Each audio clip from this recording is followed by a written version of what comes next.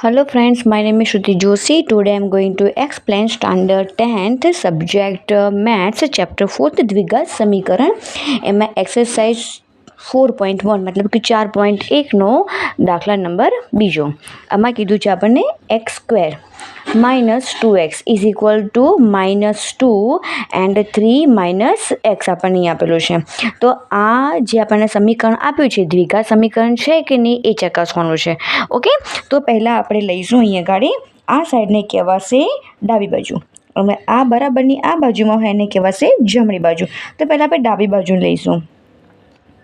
તો ડાબી બાજુ બરાબર તો એના તો કંઈ જ કરવાનું નથી એટલે x² - 2² એ તો એવી રીતના જ રહેશે.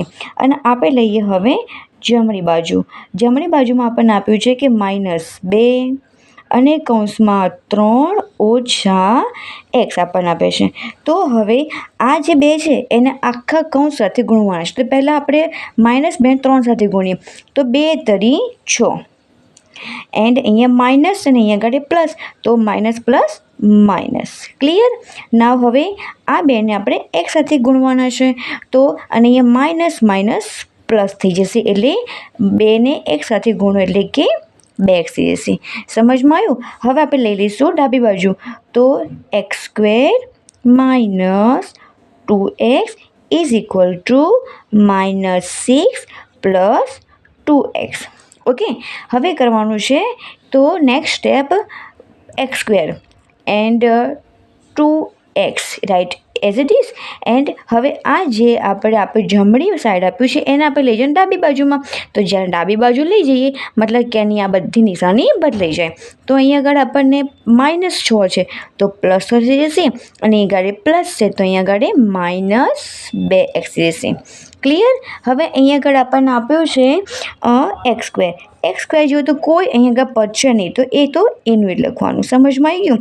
હવે લેવાનું છે સ્ક્વેર વગરનું તો સ્ક્વેર વગરનું -2x અને આ -2x છે.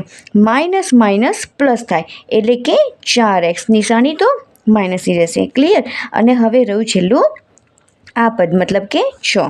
તો મેં તમને પહેલાં જણાવ્યું હતું કે આપણું પહેલું જ પદ એ x² આવે. x² આવે એટલે સમજી જવાનું કે આ દ્વિઘાત સમીકરણ છે એટલે કે આ ax + bx + c એ સ્વરૂપનું છે કે નહીં એ આપણે ચેક કરવાનું.